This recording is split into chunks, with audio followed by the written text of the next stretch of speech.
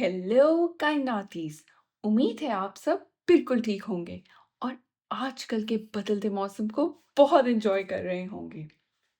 नवंबर का महीना एस्ट्रोनॉमी के लिहाज से बहुत एक्साइटिंग है। इस महीने में आप सियारे, सुपरमून, प्लेयड्स और बहुत से शूटिंग स्टार्स भी देख सकते हैं। तो चलें अभी शुरू करते हैं।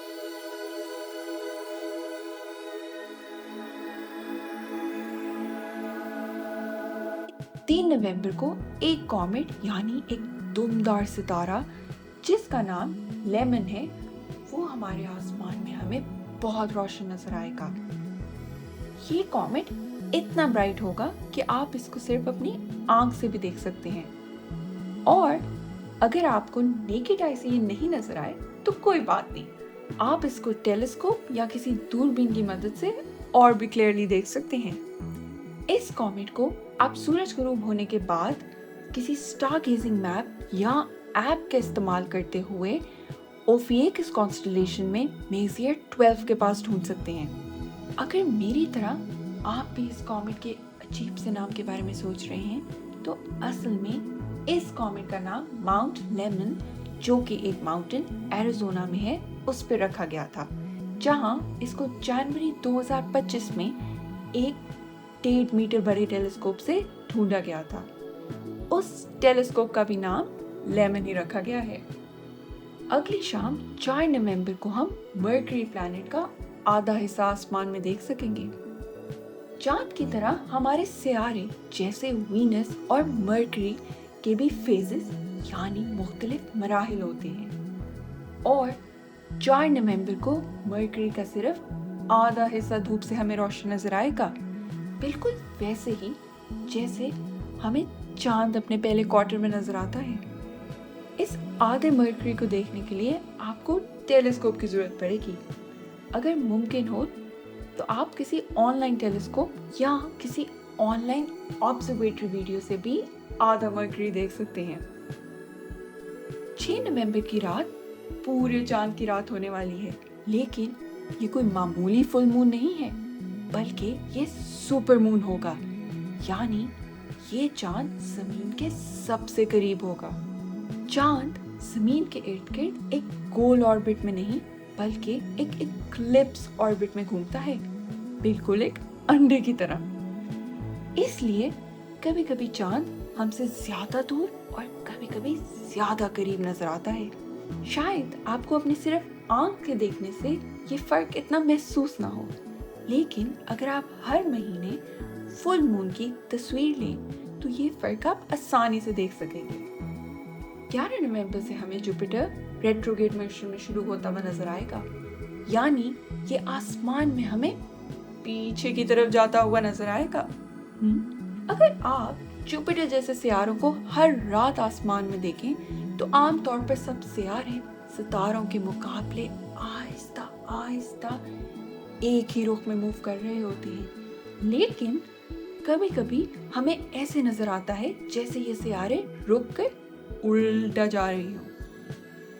इसको रेट्रोग्रेड मोशन कहते हैं। रेट्रोग्रेड मोशन को समझने के लिए हम दो गाड़ियों का सड़क पे भी एग्जाम्पल ले सकते हैं।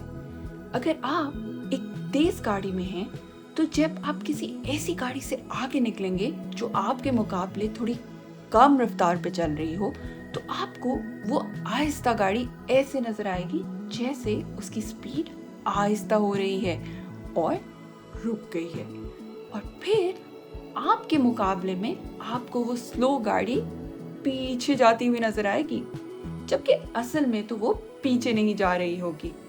इसी तरह हमारी जमीन क्योंकि सूरज से ज्यादा करीब है, तो कभी कभी हमें ऐसे नजर आता है जैसे जुपिटर आहिस्ता हो गया हो, रुका हो और उल्टी डायरेक्शन में चलना शुरू हो गया हो, यानी हम उसको कहते हैं कि वो रेट्रोग्रेड में है। लोग बरसों से सितारों को ऐसे देखते आ रहे हैं, और ये देखने से उनको ये समझ आया कि हमारे निज़ाम शमसी में हमारी जमीन नहीं बल्कि सूरज बीच में है, यानी हेलियोसेंट्रिक थ्योरी बिल्कुल दुरुस्त है।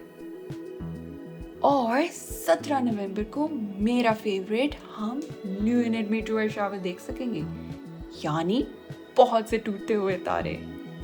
जब आप आधी रात के बाद आसमान की तरफ देखेंगे तो आपको बहुत से शूटिंग स्टार्स यानी टूटते हुए तारे नजर आएंगे। आपको सबसे ज्यादा शूटिंग स्टार्स लियो कॉन्स्टेलेशन के आसपास नजर आ सकते हैं। अगर आपका आसमान साफ है और उसके इर्द गिर्द बहुत रोशनी नहीं है तो आपको हर घंटे में तकरीबन 10 टूटते हुए तारे नजर आ सकते हैं। आप इन शूटिंग स्टार्स को आधी रात से लेके सुबह सूरज निकलने तक देख सकते हैं। बस कायनातीस याद रखिएगा, क्योंकि अब खासतौर पे नॉर्दर्न हेमिस्फीयर में ज्यादा ठंड हो रही है, तो बस अपना कंबल या कोई जैकेट लेके जाना ना भूलिएगा। 28 नवंबर को जैसे हमने कुछ दिन पहले जुपिटर को रेट्रोग्रेड मोशन में दाखिल होते देखा था, वैसे ही हम इस दिन सैटर्न को रेट्रोग्रेड मोशन से निकलते हुए या उसका रेट्रोग्रेड मोशन खत्म होते हुए देखेंगे। 28 नवंबर के बाद हमें सैटर्न दोबारा अपनी असली रुख में जाता हुआ नजर आएगा। सियारों की हरकत में ऐसे चेंजेस देखने के लिए आपको हर 2-3 दिन बाद आसमान देखना पड़ता है दोस्तों। तो जब भी मौका मिले कायनातीस, ऊपर आसमान की तरफ देखना ना भूलिएगा। अब वक्त है नवंबर की कॉन्स्टेलेशन का। इस महीने में आप प्लेयेडिस को देख सकते हैं, जो असल में एक कॉन्स्टेलेशन नहीं बल्कि एक स्टार क्लस्टर या सितारों का झुरमुट है। प्लेयेडिस, जिसे हिंदी में कार्तिका और उर्दू में परवीन कहते हैं, एक बहुत खूबसूरत सितारों का झुरमुट है।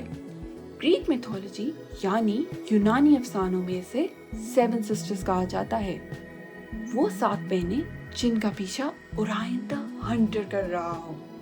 प्लेयेडिस एक ऐसा सितारों का झुरमुट है जिसको लोग बरसों से देखते आ रहे हैं और इसके साथ बहुत से अफसाने और कहानियां वाबस्ता हैं। तो कायनातीस, आप भी हमें कमेंट्स में बताएं कि आपके कल्चर में इस सितारों के झुरमुट के साथ यानी कार्तिका, परवीन या कोई और नाम जो इस प्लेयेडिस स्टार क्लस्टर का हो, इसके साथ क्या क्या कहानियां मशहूर हैं। पुराने वक्तों में ये शिकारियों की नजर आजमाने के लिए एक बहुत अच्छा टेस्ट हुआ करता था। जो 7 सितारे देख सकता था, इसका मतलब उसकी ना सिर्फ नजर तेज थी बल्कि वो एक अच्छा शिकारी बनने के लिए भी बिल्कुल फिट था। अगर आप भी अपनी नजर चेक करना चाहते हैं तो ये आपकी नजर चेक करने का एक बहुत अच्छा तरीका है। और प्लेयेडिस की वो 7 बहनें ढूंढने से आपको ये भी पता लग सकता है कि आपका आसमान कितना रोशन है और कितना आलूदगी से साफ है। जब आप ये झुरमुट टेलीस्कोप से देखेंगे तो आपको सितारों के गिर्द हल्की सी धुंधली रोशनी भी नजर आएगी, जिसे हम नेबुलोसिटी कहते हैं। ये वही गैस और गुबार है जो इन सितारों के पैदा होते हुए बचा था। अगर आप किसी छोटी टेलीस्कोप का इस्तेमाल करें तो आप इस झुरमुट में 20 से 30 सितारे तक देख सकते हैं, वो भी एक बिल्कुल छोटे से एरिया में। ये झुरमुट साल के इस मौसम में सबसे अच्छा नजर आता है और आप इसको पूरा महीना सूरज गुरूब होने के बाद पूरी रात तक देख सकते हैं। और ये प्लेयेडिस का स्टार क्लस्टर ही है जिसकी वजह से हिंदू कैलेंडर में इस महीने को कार्तिकेय मास या कार्तिक मास भी कहा जाता है। तो कायनातीस, ये था नवंबर के महीने का आपका आसमान। इस महीने के लिए बस इतना ही। मुझे उम्मीद है कि आप इस मंथ बहुत से शूटिंग स्टार्स, सुपर मून और कॉमेट जरूर देखेंगे। मिलते हैं अगले एपिसोड में। Bye bye कायनातीस।